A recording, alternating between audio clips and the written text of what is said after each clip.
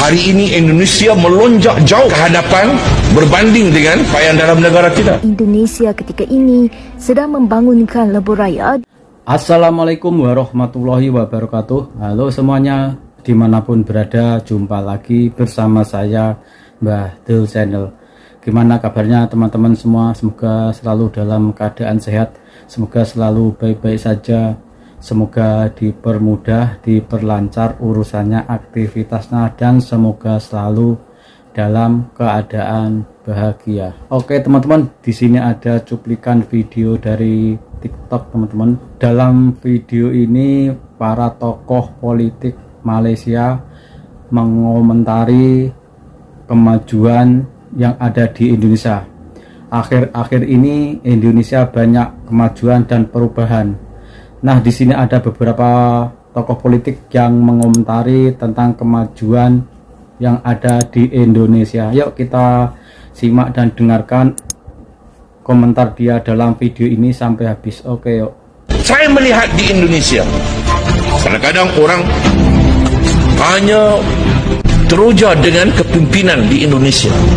Ya, saya akui Jokowi antara pemimpin yang hebat, yang melakukan perubahan-perubahan, dan hari ini Indonesia melonjak jauh ke hadapan berbanding dengan pencapaian dalam negara kita. Tetapi di sana harus kita ingat, kenapa boleh jadi begitu? Dia jadi begitu kerana rakyatnya benar-benar merdeka. Kerana kebangkitan rakyat. Rakyat bangkit menghukum pemimpin-pemimpin yang belot, yang khianat.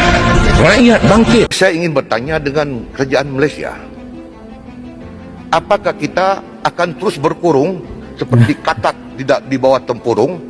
Penggunaan di Sabah dengan menegaskan Indonesia ketika ini sedang membangunkan lebuh raya di Kalimantan dalam usaha memindahkan ibu kotanya ke wilayah itu. Antara ibu negara ini dengan Kalimantan hanya 460 km. Dan Indonesia telah membuka jalan lebuh raya mereka. Kita belum ada apa-apa tindakan. Kalau kerajaan federal rasa ini adalah hubungan antara Sabah dan negara Indonesia, maka empowerkan kita, bagi kita kuasa berunding.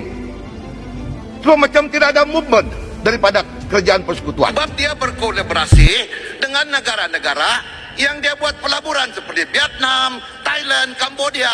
Tapi Malaysia tidak ada usaha ke arah ini. Peratus beras itu dibawa balik, 30% ditinggalkan kepada negara berkenaan. Indonesia contohnya, Menteri Pertanian dia diberi tempoh 3 tahun oleh Presiden untuk membuat regulasi pertanian. Dan sekarang ini Indonesia sudah ada 7 jenis makanan yang self-efficiency, yang tidak lagi bergantung dengan negara luar. Kita semua dari A sampai Z harap negara import kepada kita. Sekarang ni saya berada di Jakarta, Indonesia.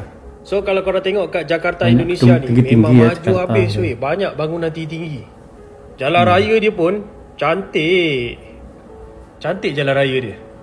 Jalan dekat sini memang cantik. Dari segi susunan jalan. Lepas tu laluan bas dia kat tengah nampak. Ni laluan bas dia. So maknanya dari segi public transport dekat Jakarta ni memang efisien. Paling menariknya, orang-orang muda dekat sini semua kerja bagus-bagus, beramah. Lepas tu nampaklah keikhlasan mereka bekerja. Pergi mana-mana semua ada polis. So kadar jenayah kat sini pun tak tinggi dah. Dan ramai juga orang Indonesia yang kaya-kaya kat sini. Kereta Alphard, Wayfire, Honda, Toyota tu kereta biasa je. Kita kalau kat Malaysia pakai Toyota, pakai Honda, dianggap orang kaya kan. Dekat sini Toyota ke Honda ke kereta common. Nampak gayanya negara Malaysia ni dah banyak ketinggalan dah. Bulan Oktober ni akan ada kereta api laju. So rakyat dah boleh pakai dah kereta api laju. Dan yang paling menarik dekat Indonesia ni, betul. tiada isu perkauman. Sama-sama. Orang Cina, orang India ataupun apa-apa bangsa yang ada dekat Indonesia ni, semua bercakap Indonesia. Baru betul. Satu Indonesia. Video berikutnya ini komentar tokoh Malaysia. Kenapa Indonesia ini penting kepada kita? Satu, dia jiran kita. Kedua ialah dia negara keempat paling ramai di dunia. Ketiga ialah negara majoriti Muslim, negara Islam yang Islam paling yang terbesar. besar di dunia. Demokrasi kedua terbesar di dunia selepas India. Lepas India ya. Um, Diaspora yang ramai di Malaysia. Diaspora yang ramai di Malaysia 2 juta, mungkin 3 juta. Tengok data apa yang kita pakai, but berjuta-juta lah orang Indonesia yang ada di Malaysia ini. Dan dalam satu senario di mana akan ada perubahan kuasa besar di dunia, sudah tidak lagi hanya berpaksi kepada Amerika Syarikat, hanya berpaksi pada Barat, multipolarity, satu ungkapan dan istilah geopolitik yang guna pakai sekarang. Indonesia merupakan salah satu paksi kuasa di rantau ASEAN ini. Dan dalam ASEAN itu sendiri, suka tak suka, Indonesia saya rasa kalau ia bertindak dengan betul bagi mereka lah, pengaruh mereka akan jauh menjadi lebih besar daripada sebelum-sebelum ini. So atas sebab-sebab itu dan sebab-sebab sewaktu dengannya, saya fikir amat-amat mustahak untuk kita bercakap tentang pilihan raya pemilihan untuk Indonesia. Baik, satu mukadimah yang sangat-sangat jelas dan bagus daripada Syaril. Untuk makluman pendengar, pilihan raya presiden bukan satu-satunya pilihan raya yang akan berlaku di Indonesia, tapi the set of election. Dia akan Which ada is the first time, right? Mungkin kita silap, mungkin ini, tapi tak silap saya ini kali pertama kedua-dua pemilihan presiden dan juga DPR, parlimen mereka, betul, Dewan Perwakilan Rakyat, berlangsung pada masa yang sama. Indonesia hari ini melancarkan kereta api berkelajuan tinggi pertama di Asia Tenggara. Projek yang tertunda bernilai berbilion dolar itu disokong China yang akan mengurangkan perjalanan di antara ibu kota Jakarta dan bandar utama lain. Kereta api peluru buatan China bernama Whoosh dibina untuk membawa lebih 600 orang pergi dan balik dari Jakarta dan Bandung dalam masa 45 minit. Merupakan sebahagian daripada inisiatif infrastruktur jalur dan jalan China. Presiden Joko Widodo memuji projek ini yang menampilkan perjalanan pantas dan akan menghubungkan dua bandar di Pulau Jawa yang paling ramai penduduk. Ia dibina oleh PT KCIC yang terdiri daripada 4 syarikat negara Indonesia dan China Railway International Company.